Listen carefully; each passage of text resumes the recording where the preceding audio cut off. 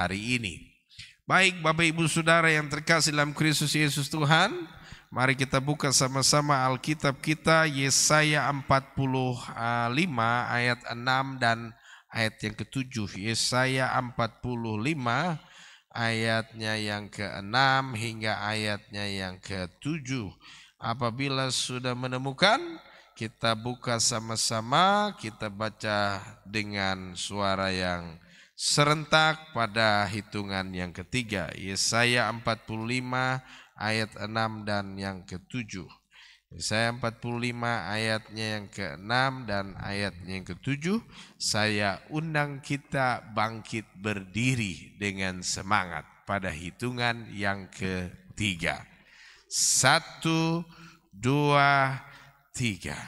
Supaya orang tahu dari terbitnya matahari sampai terbenamnya bahwa tidak ada yang lain di luar aku. Akulah Tuhan dan tidak ada yang lain, yang menjadikan terang dan menciptakan gelap, yang menjadikan nasib mujur dan menciptakan nasib malang. Aku Tuhan yang membuat semuanya ini. Terima kasih, boleh kembali ke tempat duduk. Saudaraku yang terkasih di dalam Yesus Kristus Tuhan. Jadi Alkitab bilang Dia adalah Tuhan yang menciptakan langit dan bumi. Dan Dia juga adalah Tuhan yang menjadikan terang dan juga gelap. Tema kita hari ini adalah Tuhan tidak membiarkan kita. Jadi saudaraku yang terkasih dalam Kristus, berapa banyak dari kita hari-hari ini berpikir Tuhan kok seolah-olah gak ada campur tangan, Tuhan gak tolong kita, Tuhan gak bertindak untuk setiap masalah, untuk setiap pergumulan, untuk setiap doa-doa kita, seolah-olah Tuhan membiarkan kita. Tapi dengar kabar baik hari ini, pesan Tuhan bagi kita semua umat Allah di tanah ini, di negeri ini, bahkan di seluruh dunia, sejangkau berita Injil ini dapat didengar. Dengar baik bahwa Tuhan tidak membiarkan kita. Dia tidak membiarkan kita. Sebab itu Dia katakan supaya orang tahu dari terbit matahari sampai terbenamnya akulah Dia, akulah Tuhan yang menciptakan terang tapi juga gelap, menciptakan nasib mujur tapi juga nasib malang. Saudaraku yang terkasih dalam Kristus, jadi kita percaya nasib itu di tangan Tuhan. Sama-sama katakan amin. Ya, kita percaya saudara, nasib kita di tangan Tuhan. Bukan apa kata orang, bukan apa kata tua-tua. Ya, kan orang-orang tua dulu bilang, kata Pak Jameson, kami kalau keluar dari Ambon, Maluku, ya orang tua pesan, kita pu anak-anak ini tidak akan mungkin jadi polisi dan jadi tentara. Tapi begitu Pak Jameson undang saya dan doa di rumah, Roh Kudus taruhkan di hati saya, berdoa untuk cabut kutuk itu. Dan saudaraku yang terkasih dalam Kristus, puji Tuhan, haleluya, ketika kutuk dicabut dan kita berdoa dengan nama Yesus Kristus yang berkuasa untuk menghapuskan segala kutuk di kayu salib itu. Dan apa yang terjadi saudara? Ketika anak-anak itu lulus SMA, dan mereka tes, dua-duanya masuk polisi, saudara. Amin. Jadi kita percaya bahwa di dalam Kristus tidak ada yang tidak mungkin. Bahwa di dalam Kristus tidak ada yang mustahil. Bahwa di dalam Yesus Allah menciptakan terang tapi juga gelap. Dia bisa menjadikan saudara berhasil tapi juga bisa menjadikan seseorang mengalami malang dan kebangkrutan, supaya orang tersebut mengingat Dia dan mencari Dia serta mengandalkan Dia. Jadi Tuhan tidak akan membiarkan kita, Bapak Ibu Saudara. Tuhan tidak akan membiarkan kita. Yang pertama saya catat, bahwa Tuhan tidak akan membiarkan kita berada dalam proses yang tiada akhir. Ada banyak kita berpikir bahwa proses terus, kapan hidup saya ini tenang, proses terus, masalah terus, semakin saya usir masalah, semakin banyak masalah datang. Saudaraku yang terkasih dalam Kristus, yang pertama saya catat bahwa Tuhan tidak akan membiarkan kita berada pada proses yang tak berkesudahan. Ya, mana buktinya pendeta? Coba kita baca sama-sama Yesaya 30 ayat 19 sampai ayat 20. Demikian bunyi firman Tuhan. Sungguh, hai bangsa di Sion yang diam di Yerusalem, engkau tidak akan terus menangis. Tentulah Tuhan akan mengasihani engkau apabila engkau berseru-seru. Pada saat ia mendengar teriakmu, ia akan menjawab. Dan walaupun Tuhan memberi kamu roti dan air serba sedikit, namun pengajarmu tidak akan menyembunyikan diri lagi, tetapi matamu akan terus melihat Dia. Jadi Tuhan tidak akan membiarkan kita terus menangis dengan roti dan air yang serba sedikit. Bahwa Allah bilang, di tengah-tengah roti dan air serba sedikit, pengajarmu. Berarti kita mengerti dan memahami bahwa proses itu adalah pengajaran dari Tuhan. Ya. Sampai kita bersyukur dan tidak lagi bersungut-sungut, maka Tuhan tahu itulah saatnya berakhir prosesmu dan prosesku. Sampai kita bersyukur atas semua yang kita derita. Terima kasih Tuhan buat penderitaan yang hari ini saya terima. Dan Tuhan bilang, oh sudah, dia sudah sadar itu. Proses berhenti. Amin. Jadi kalau proses belum berhenti, karena mungkin kita masih bersungut-sungut dan marah-marah dan meronta-ronta, kita nggak terima dengan penderitaan kita nggak terima dengan keadaan kita menyalahkan orang, menyalahkan si A, si B, dia yang salah bukan saya, sampai kita sadar dan berkata, terima kasih Tuhan buat penderitaan dan pencobaan yang kau berikan kepadaku. Aku siap ya Tuhan. Tuhan bilang angkat sudah. Dia sudah selesai dalam pengajarannya. Jadi saudaraku yang terkasih di dalam Kristus, Tuhan tidak akan biarkan kita terus menderita dengan proses-proses kehidupan yang begitu panjang. Kenapa proses itu diizinkan? Kadangkala Tuhan itu mau supaya kita membuang semua berhala-berhala dalam hidup kita. Yesaya 30 ayat yang ke-22 sampai 23 ayat lanjut tadi katakan, engkau akan menganggap najis patung-patungmu yang disalut dengan perak atau yang dilapis dengan emas. Engkau akan membuangnya seperti kain cemar dan berkata kepadanya, keluar.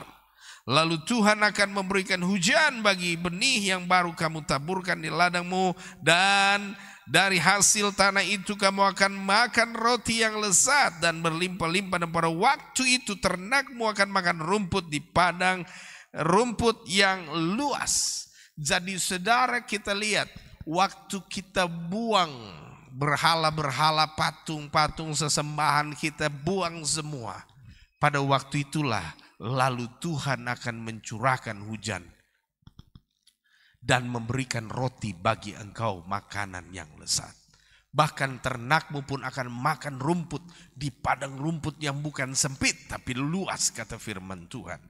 Jadi artinya kita belajar bahwa Tuhan tidak biarkan kita. Dan Dia kalau biarkan kita, berarti ada perintilan-perintilan yang perlu kita bereskan. Saudaraku yang terkasih dalam Kristus, mengapa kutuk tidak pernah berakhir dalam hidup kita? Karena kita senang dan cinta dengan kutuk itu. Ya. Berhentilah saudara mencintai dosa. Buang jauh dosa itu saudara. Tinggalkan dia seperti engkau berkata, nyahlah daripadaku. Maka pada waktu itu hujan berkat Tuhan akan dicurahkan bagi kita saudara. Amin. Ya, berapa banyak orang saudara yang menyerahkan diri didoakan di gereja ini, ya berdoa untuk pelepasan, ya kan? Doa pengakuan dosa, selesai itu.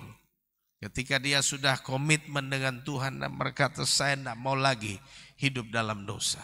Maka apa yang terjadi saudara? Orang-orang itu saudara, lewat berapa hari mujizat dinyatakan. Lewat beberapa waktu mujizat dinyatakan. Amin. Dan kemarin kita bersyukur ya dari jemaat Tuhan di tempat ini bersaksi ya pada saat kemarin kita doa dan puasa dan disampaikan Pak Pendeta puji Tuhan saya Pupetua lulus kemarin tembus PNS di kota Sorong. Wow, puji Tuhan saudara. Jadi ternyata umat Tuhan yang datang didoakan di gereja Maju Altar Call kurang lebih ada 2 orang yang lulus PNS kemarin saudara. Ya, jadi kita tidak boleh khawatir dan bimbang bahwa doa itu pasti terjadi. Semua waktunya Tuhan. Amin. Ya, kalau sekarang tes ini sudah tidak bisa lagi baku titip saudara. Zaman dulu boleh kenal si A, kenal si B. Tapi sekarang semuanya online. Ya, passing grade-nya kelihatan. Begitu tes langsung kelihatan nilainya. Sehingga kalau ada yang di bawah lalu lulus dan itu dikomplain orang banyak saudara. Jadi saudaraku yang terkasih intinya adalah kita perlu bereskan diri, datang ke rumah Tuhan, segala patung tuangan, berhala-berhala buang, percaya hanya kepada Yesus saja, hidupmu akan diubahkan Tuhan dan proses akan berakhir dalam hidupmu, engkau akan masuk kepada hujan yang dicurahkan Tuhan tadi. Jadi Tuhan tidak akan biarkan kita menderita. Mungkin kita masih terikat dengan hal-hal dosa lainnya ya. Berhenti saudara. Amin. Ya, mungkin masih terikat dengan rokok mungkin hentikan supaya kehidupanmu berubah dan diberkati. Mungkin engkau masih terikat dengan nonton video porno. Haleluya.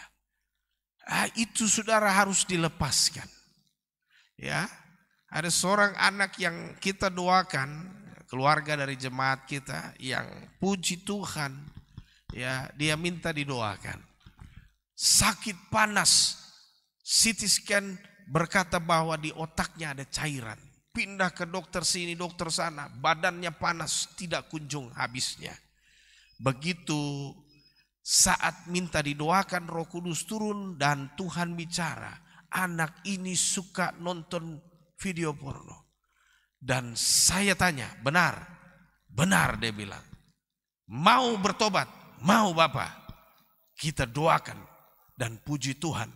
Selesai didoakan, mama orang tua bilang, Pak Pendeta benar tadi malam tuh cek dia po HP, isinya video porno semua. Haleluya. Dan setelah didoakan saudara, besoknya sudah bisa naik sepeda. Dan sehat.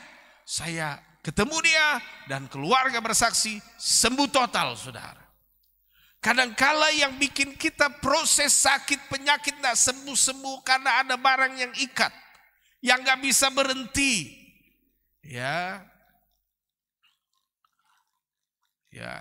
Saudara, banyak orang hari-hari ini sudah punya pasangan tapi masih, maaf kata, ini kebetulan semua kita sudah dewasa, terikat dengan dosa onani, ya kan?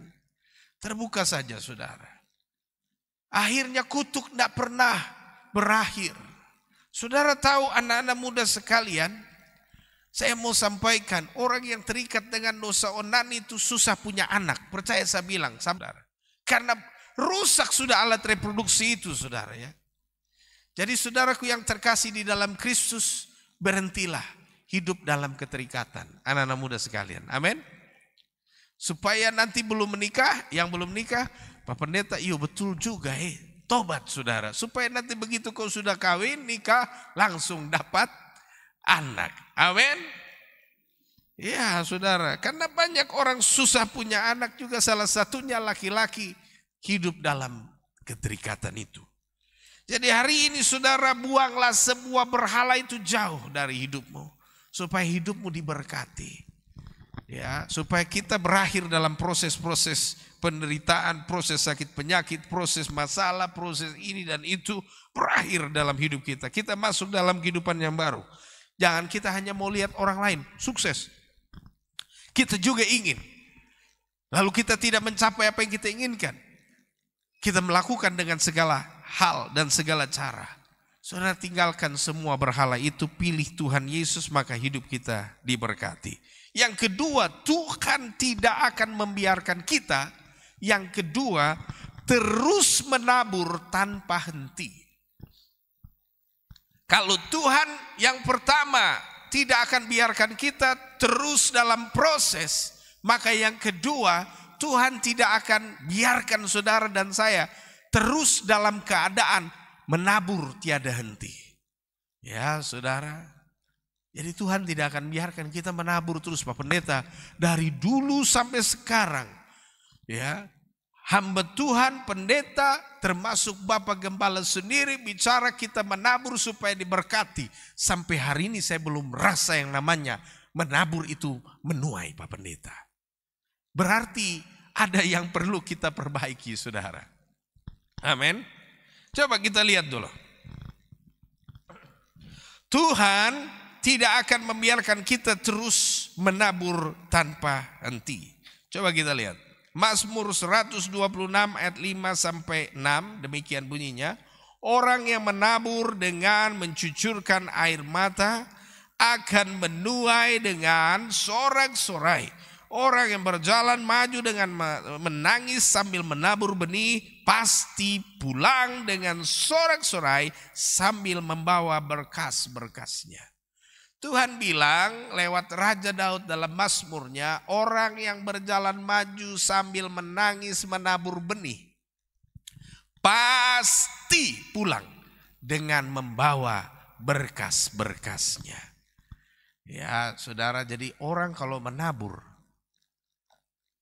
dengan mencucurkan air mata, itu berarti saudara menabur itu dengan penderitaan walaupun itu berat. Pasti kau pulang dengan berkas-berkasnya. Kenapa harus ada air mata pendeta saat menabur? Itu bicara begini saudara. Bicara menabur di tengah-tengah sesuatu yang sulit. Coba kita baca. Dikatakan apa? Ayat 4 sebelumnya. Mazmur 126 ayat 4. Pulihkanlah keadaan kami ya Tuhan. Seperti memulihkan batang air kering di tanah Negeb. Waktu Daud menulis Mazmur, menabur benih di tanah yang kering, di batang air tanah Negeb. Saudara bisa lihat gambar itu, bahwa keadaannya seperti itu. Seperti sungai tapi tak berair, saudara. Disuruh nabur di tempat itu. Mustahil kan? Mustahil benar. Tapi kalau kita belajar daripada ayat ini, menabur meskipun tidak ada satupun yang bisa menjamin itu bisa tumbuh. Maka percayalah, imanmu, air matamu, saat engkau sedang menabur, disitulah mujizat dinyatakan. Amin. Saudara, menabur itu harus dengan gerakan roh. Ya. Lakukanlah tindakan-tindakan profetik saudara. Berapa banyak orang yang hari ini menuai karena mereka menabur dengan iman dan air mata. Kenapa harus ada iman dan air mata? Itu artinya saudara, mungkin di kantong kita saat itu, saat gerakan roh menabur, cuman ada itu saudara. Tapi percayalah, waktu saudara diminta Tuhan untuk melakukan tindakan profetik, menabur sampai dengan menjujurkan air mata, meskipun itu uang terakhir yang kau punya, ketahuilah Tuhan sedang ingin memberkatimu. Ya, Tuhan ingin sedang memberkatimu. Saudara, saya tidak bosan-bosannya bersaksi, karena ini kenyataan hidup, kesaksian hidup saya. Ketika dulu sekali masih belum ada gedung gereja ini, saya masih menjadi hamba Tuhan biasa di kota Sorong dan baru datang. Saudara, di dompet saya tinggal 5.000 rupiah. Haleluya. Tapi waktu itu, sementara saya berpikir siang ini sebentar saya akan beli pasar obor. Kan lumayan puri goreng waktu itu 1.000 rupiah dapat 5 kan. Lumayan kan makan malam gitu kan. Begitu saya sedang terbesit begitu, saya sedang naik kendaraan motor. Tiba-tiba di sebelah saya ada yang dorong gerobak itu, bestu itu. Tiba-tiba Roh Kudus bilang sama saya, kasih uang yang 5.000 tuh buat dia itu. Tuhan, saya baru berpikir ini mau beli puri goreng sebentar malam ini. Haleluya. Tiba-tiba gerakan itu bilang, sekarang juga. Wih, siap Tuhan. Menepilah saya tunggu dia lagi gerobak mulai mendekati motor yang saya sudah berhenti. Saya serahkan, Pak, minta maaf Pak, saya mau kasih ini. Boleh Pak? Oh ya, terima kasih. Saya kasih dia 5.000 saudara. Saya dalam hati pulang, ya sudahlah. Ini yang namanya menabur dengan air mata. Tinggal 5.000 Tuhan bilang, kasih lagi. Haleluya. Saudaraku yang terkasih, lewat beberapa jam saja, sekitar 2 jam begitu, saya ditelepon waktu itu saudara. Pak Pendeta, mari datang ke rumah dulu. Kita ada SHU, koperasi punya SHU dibagi. Jadi saya mau kasih Pak Pendeta. Puji Tuhan, haleluya. Saya habis tutup telepon itu saya angkat muka ke langit saudara. Dan saya bilang, Tuhan terima kasih. Ini bukti dari firman Tuhan. Ya, menabur dengan mencucurkan air mata ini sudah benar, ini sudah. Ya, menabur dengan mencucurkan air mata ini sudah yang terakhir 5.000 Tuhan minta lagi Tuhan. Saya bilang, terima kasih Tuhan ganti. Saya langsung gas saudara, lari sampai di sana. Puji Tuhan, diberkati saya dengan SHU tadi, koperasi punya hasil sisa usaha, diberkati saudara. Saudara, itu yang namanya mencucurkan air mata, menabur sambil mencucurkan air mata saudara. Menabur di tanah Negeb, di batang air kering di tanah Negeb. Nggak ada yang jamin apa yang kita tabur bisa tumbuh. Nggak ada yang jamin saudara. Itu yang dimaksud dari Pemazmur 126. Menabur di tengah-tengah batang air kering di tanah Negeb. Tidak ada jaminan. Ya, namanya kering. Bagaimana bisa benih ditabur? Nggak ada, percuma itu kita buang garam di laut saudara. Tapi Alkitab bilang, kalau kamu menabur dengan iman dan air mata, ketahuilah apa yang kau tabur akan berbuahkan mujizat Tuhan saudara. Coba kita lihat, waktu firman itu disampaikan, menabur di batang air tanah Negeb, semua mustahil di zaman itu. Di zaman Daud menulis, menabur benih di padang gurun itu mustahil. Tapi Yesaya menubuatkan, Yesaya 32 ayat 15. Yesaya 32 ayat 15, dengar baik. Sampai dicurahkan kepada kita roh dari atas, maka padang gurun akan menjadi kebun buah-buahan, dan kebun buah-buahan itu akan dianggap hutan. Waktu Yesaya Mazmur ditulis, semua berpikir mustahil menabur di padang gurun. Tapi hari ini saudara, tidak ada yang mustahil. Padang gurun Israel menghasilkan kebun buah-buahan. Saya sendiri lihat dengan luar biasa bagaimana padang gurun, Israel itu padang gurun, tapi pohon di mana-mana. Ternyata dong pakai selang, saudara. Selang itu semua di setiap pohon. Kalau saudara kita jalan kaki ke padang-padang bunga-bunga bagus-bagus di Israel, semuanya ternyata pakai selang, saudara. Mereka menemukan sebuah cara baru berdasarkan Mazmur pasal 1. Berbahagialah orang yang merenungkan Taurat Tuhan siang dan malam. Ia seperti pohon yang ditanam di tepi aliran air. Makanya aliran air ini dong pasang sampai semua pohon. Setiap pohon, setiap tanaman, 1 titik air menetes di situ. dan pohon itu tumbuh di padang gurun. Dan saudara tahu apa yang dibuat Israel kemudian juga dibuat oleh Arab Saudi.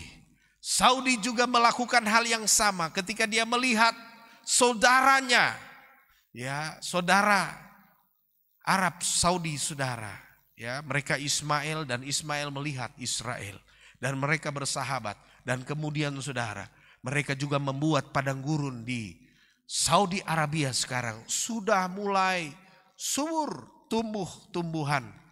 Kalau kita terbang dari atas pesawat saudara menuju arah timur tengah, kita tidak lihat lagi padang gurun seperti peta zaman dulu. Sekarang kita akan lihat di tengah-tengah padang gurun itu hijau-hijau saudara. Semua itu dinubuatkan Yesaya bahwa padang gurun akan tumbuh kebun buah-buahan. Dan yang disebut dengan kebun buah-buahan akan dianggap hutan. Ya, saudara, Timur Tengah itu tidak mungkin lihat hutan, saudara. Mereka lihat yang adanya hutan tandus, yang adanya batu-batuan padang gurun sepanjang mata melihat itu pasir dan debu saja. Tapi sekarang mereka bisa lihat yang namanya hutan juga, saudara. Seperti yang pernah terjadi di semua bangsa-bangsa seperti kita juga ada di Indonesia, di tanah Papua, saudara. Ya, saudara, kita lihat hutan itu ada. Di sana tidak ada hutan, tapi Tuhan bilang kebun buah-buahan itu akan dianggap hutan. Semua ini terjadi kalau Rohku dicurahkan ke atas kamu. Maka dari itu saudara, itu adalah nubuatan bahwa kapan Israel akan melihat padang gurun berubah jadi kebun buah-buahan setelah Rohku dicurahkan ke atas mereka. Jadi setelah zaman Roh Kudus mulai ada regenerasi, kemampuan teknologi mulai canggih dan seterusnya, muncullah kebun buah-buahan itu, saudara. Yesaya telah menggenapi apa yang difirmankan Tuhan, saudara. Dan kemudian saudara, apa yang ketiga? Kita lihat, Tuhan tidak biarkan kita yang ketiga, yaitu ditindas dan dibinasakan. 2 Korintus 4 ayat 8 dan 9. Dalam segala hal kami ditindas namun tidak terjepit. Kami kehabisan akal namun tidak putus asa. Kami dianiaya namun tidak ditinggalkan sendirian.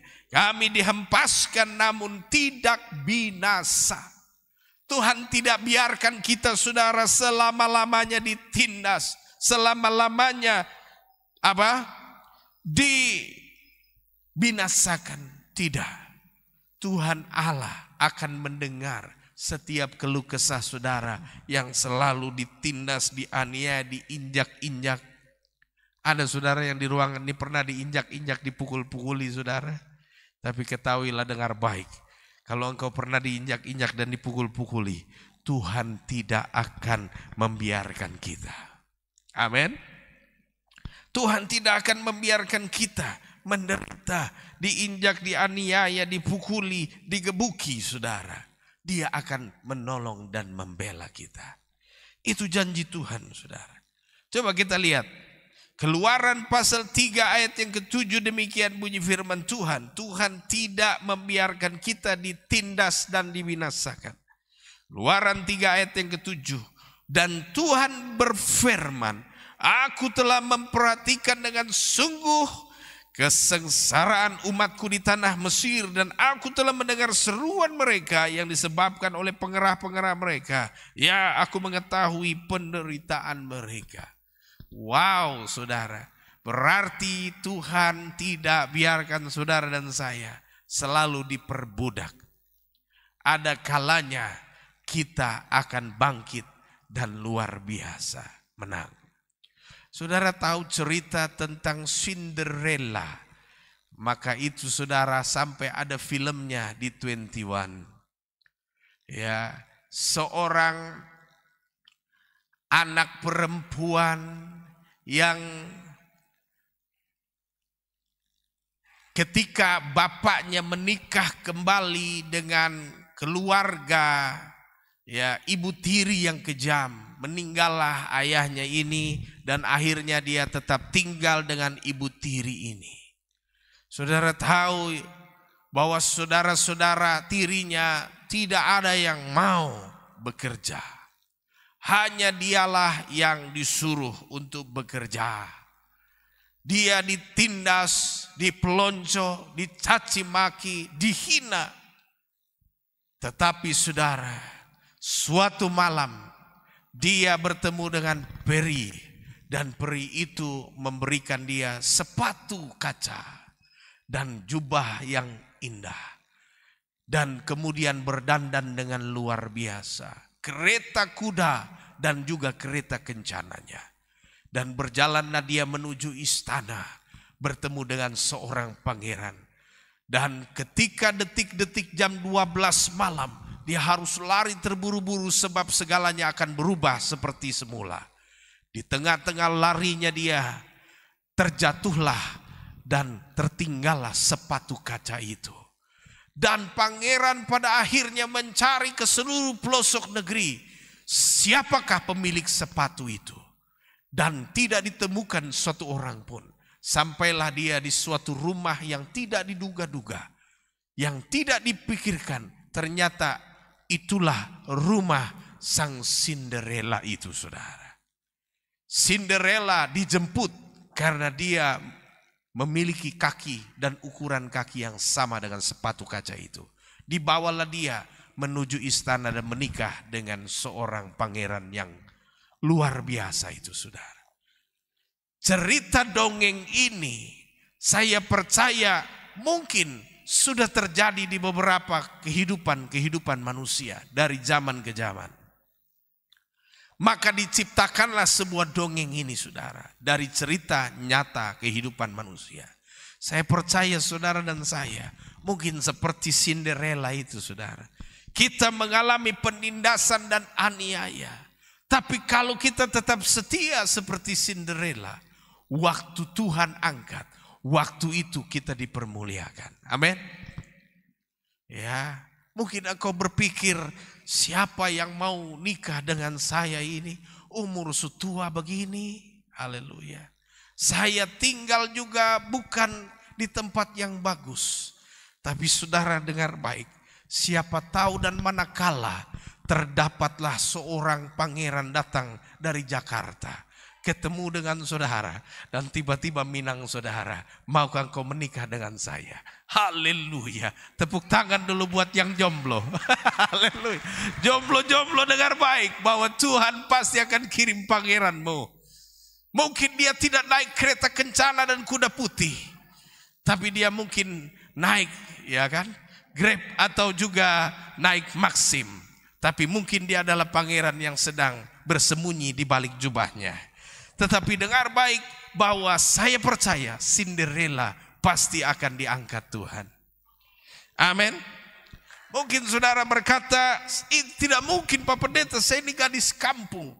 Buktinya Cinderella itu gadis kampung, saudara. Tidak pandai be-make up, tidak pandai juga berdandan, tapi bisa menikah dengan seorang pangeran. Amin. Haleluya. Tuhan Yesus memberkati. Lanjut. Yang terakhir, yang keempat. Tuhan tidak biarkan kita selama-lamanya perbuatan baik kita dilupakan. Pernah nggak saudara alami, saya sudah berbuat baik Pak Pendeta, berjuang dengan begitu hebat. Saya yang ini, saya yang itu, saya bertindak ini, bertindak itu. Mati-matian, saya tiba-tiba dilupakan Pak Pendeta. Ketemu tiap hari Pak Pendeta, tapi dia lupa saya punya jasa baik ini. Tapi dengar baik yang terakhir. Segala perbuatan baik kita, tidak selama-lamanya Tuhan biarkan itu dilupakan, saudara. Amin.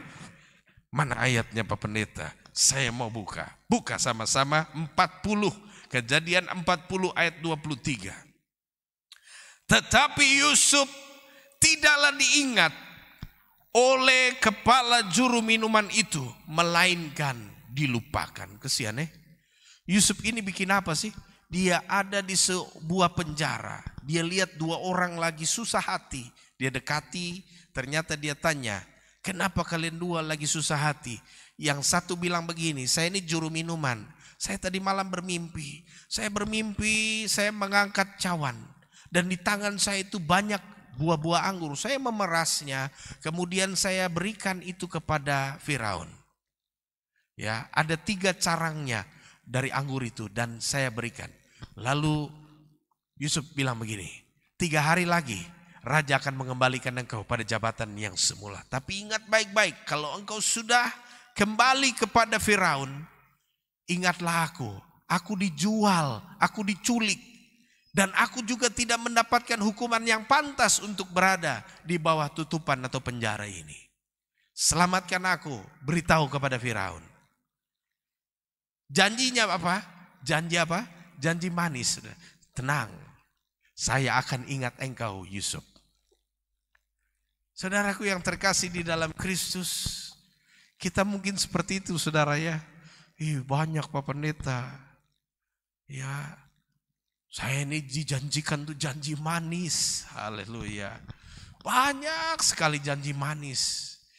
Ya, apalagi yang kemarin nyalek-nyalek Pak Pendeta, janji manis. Apalagi yang kemarin Pak Pendeta waktu pilkada janjinya manis sekali. Haleluya. Tapi saudara dengar baik, tidak selamanya mendung itu hujan. Haleluya. Tidak selamanya engkau akan dilupakan. Tuhan akan berperkara bahwa apa yang dilupakan itu akan diingat saudara. Apa itu? Nah, suatu ketika kita buka lagi firman-Nya. Kejadian 41 setelah Yusuf dilupakan kira-kira 2 tahun lamanya. Kejadian 41 ayat 13 sampai 14. Dan seperti yang diartikannya itu kepada kami, demikianlah pula terjadi. Aku dikembalikan ke dalam pangkatku dan kepala juru roti itu digantung. Kemudian Firaun menyuruh memanggil Yusuf. Segera ia dikeluarkan dari tutupan. Ia bercukur dan berganti pakaian. Lalu pergi menghadap Firaun. Jadi tidak selamanya semua perbuatan baik kita itu langsung dilupakan selama-lamanya. Jadi ada masa yang tepat waktu Tuhan kita akan diingat kembali. Ya, mungkin hari ini engkau dilupakan. Pak Pendeta, saya karya itu kurang apa lagi kah? Saya dilupakan. Tapi ingat baik, ada waktu di mana tidak ada orang lain lagi yang bisa menyelesaikan barang itu. Engkau yang akan dipanggil, saudara. Ya. Ketika ahli nujum, ahli mimpi dipanggil Firaun, saya ada mimpi. Kau terjemahkan, tidak ada yang bisa. Tuanku baginda raja, kami tidak mengerti mimpi apa itu. Mimpi lembu gemuk, ya, lembu kurus makan lembu gemuk. Lalu ada padi gandum makan gandum kurus makan gandum gemuk. Kita tidak mengerti apa arti itu. Lalu juru minuman ini dengar dan dia berpikir, saya dosa dulu tuh, saya lupa selamatkan Yusuf. Saya enak di tempat ini, tapi sudah. Saya mau bayar saya dosa itu. Baginda tuanku Firaun, ada seorang budak Ibrani. Dulu dia terjemahkan kami punya mimpi. Semuanya digenapi. Juru roti mati. Saya juru minuman kembali kepada jabatan semula. Tuanku raja, orang itu bisa menyelesaikan apa yang tuanku raja mimpi. Panggil dia. Saudara tahu, begitu dia dipanggil saudara. Dia tafsirkan mimpi, tapi dia kasih solusi lagi. Tuanku raja, masalah ini cukup berat. Sebab akan ada 7 tahun kelimpahan dan 7 tahun kelaparan. Kalau tuanku raja tidak pilih orang baik-baik, maka tidak akan bisa menyelesaikan masalah ini. Tuanku raja, saya punya skema untuk menyelesaikan 7 tahun kelimpahan dan 7 tahun kelaparan. Yaitu kita bangun konstruksi raksasa super besar. Yaitu suatu kontainer raksasa besar dengan kapasitas ribuan ton. Kita akan tampung gandum itu dan semua gandum akan ditampung dan dimasukkan dalam suatu gudang raksasa itu. Dan kita akan bikin desain sirkulasi udara yang begitu hebat sehingga ada udara dan tidak berjamur di dalam tempat itu. Kita buat sirkulasi hebat itu dan kita akan tampung gandum itu sampai begitu hebat. Tuanku raja berpikir, kira-kira siapa yang bisa bikin barang ini? Tanya, ada yang bisa bikin konstruksi sebesar itu? Di zaman itu tidak ada satupun orang yang bisa bikin konstruksi bangunan menampung gandum dengan jutaan ton. Tidak ada yang bisa. Semua angkat tangan. Tong tidak pernah bangun besar-besar. Dan kemudian Yusuf kok bisa? Bisa. Kalau itu saya cabut cincin. Dia cabut cincin materai. Yusuf ini cincin kerajaan. Saya pasang kau jari yang membedakan antara kau dan saya cuman kursi duduk ini saja. Tapi urusan jabatan kau yang pegang, Yusuf. Dan saudara tahu, dia bangun konstruksi raksasa. Makanya jangan heran kalau kita pergi ke Mesir, kita ada lihat begitu besar patung-patung yang luar biasa. Lalu kita bisa lihat piramida yang begitu hebat di zamannya. Dan sampai hari ini para ilmuwan tidak bisa menyelesaikan cara bagaimana mereka bisa pindahkan batu besar begini sampai ada jadi piramida itu. Sebuah teknologi tidak bisa berpikir bagaimana lo bisa potong sampai serapi itu, sampai tidak ada celah. Saudara, kita potong batu, ya mesin sekarang motong saudara batu besar pasti rusak. Tapi zaman dulu itu bagaimana cara belahnya? Itu Yusuf ilmu saudara dan teknologi. Maka dari itu saudara, kita boleh dilupakan orang, tapi segala jasa baik kita suatu hari akan berguna dan kita akan diingat. Ya, betul saudara. Mungkin hari ini kandidat lupakan kita. Ya, bahkan banyak kandidat saudara yang tada dukung dia malah pidukung, malah ikut-ikut. Ada di mana saja saudara. Itu sudah saudara, namanya politik. Tapi ingat baik, waktu engkau hanya pegang Tuhan seperti Yusuf, engkau boleh dilupakan selama beberapa tahun. Tapi jasa baikmu akan diingat suatu waktu yang ditentukan Tuhan. Satu ayat lagi sebagai dasar penguat bahwa manusia memang bisa lupakan jasa baik kita. Kita baca lagi sama-sama. Ester 6 ayat 1 sampai ayat 3. Ester 6 ayat 1 sampai 3. Coba kita baca. Pada malam itu juga raja tidak dapat tidur. Maka bertitahlah baginda membawa kitab pencatatan sejarah. Lalu dibacakan di hadapan raja. Dan di situ didapati suatu catatan tentang Mordekai yang pernah memberitahukan bahwa Bigtan dan Teres, dua orang sida-sida raja yang termasuk golongan penjaga pintu, telah berikhtiar membunuh Raja Ahasweros. Maka bertanyalah raja, kehormatan dan kebesaran apakah yang dianugerahkan kepada Mordekai oleh sebab perkara itu? Jawab para biduanda raja yang bertugas pada baginda, kepadanya tidak dianugerahkan suatu apapun.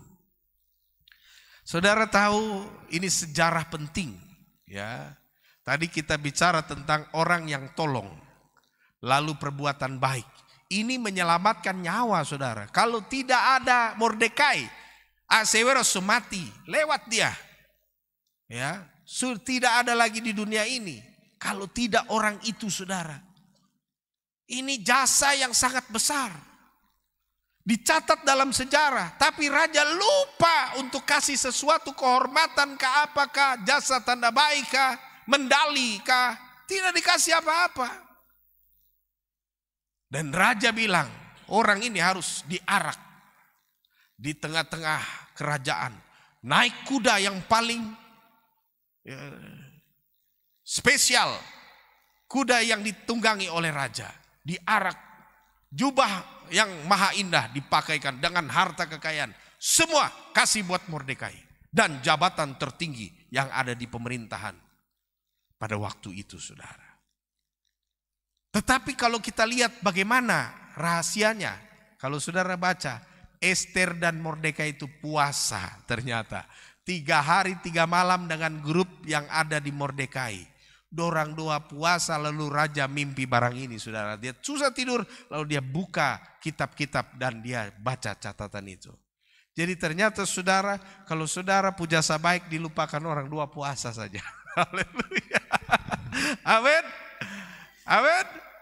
Saudara percaya saya bilang, raja dia tidak tenang saudara.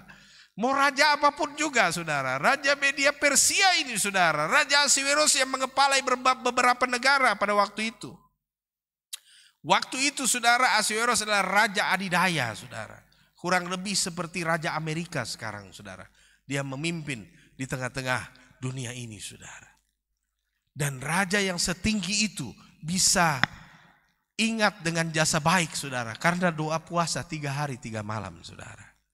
Saya percaya saudara hari ini kalau engkau sudah berjuang keras. Tinggal bersungut-sungut saja. Saya sudah pemalas Pak Pendeta. Saya tidak mau masuk kantor Pak Pendeta. Tinggal janji manis saja. Apalagi kalau dia lagi pimpin apel Pak Pendeta. Oh, saya sudah sakit hati sampai di sini Pak Pendeta. Oh, sakit sekali Pak Pendeta. Tolong yang kerja berat-berat dia lupa kita. Haleluya. Jangan begitu saudara. Doa puasa dia akan ingat. Amin. Haleluya. Penutup. Berarti Tuhan tidak akan pernah membiarkan kita. Satu, berada pada proses yang tiada akhir. Yang kedua, menabur tiada henti. Kemudian yang ketiga, ditindas dan dibinasakan.